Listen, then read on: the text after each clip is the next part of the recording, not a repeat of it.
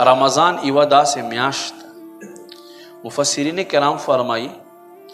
وی خانه کعبه خپل رحمتونه برکتونه غورځوي خو په هغو خلکو باندې چې څوک ورخواته وي چې څوک ورشي بې شماره انوار او برکات دي هلته خانه کعبې خواته چې ورشي خو خانه کعبې خواته هر سړی نشي ورتلی څوک چې قسمت لري هغه ورځي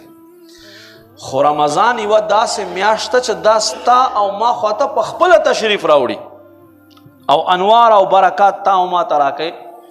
خو که تا او ما دا انوار او برکات ځان ته غېږ ته کړو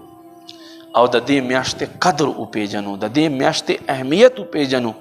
د دې میاشتې عباداتو په خوند باندې مونږ ځان پوه کړو ما عزتمندو نبی پاک صلی الله علیه و آله وسلم فرمایي وی ټول کال جنت کې کنسټرکشن تعمیراتی کار به ورته ووایو جنت ورځ په ورځ وسیع کیږي ښایسته کیږي ټول کال جنت کې تیاریانې کیږي کله چې د رمضان اولنۍ شپه راشي نو الله رب کریم په جنت کې یوه هوا روانه کی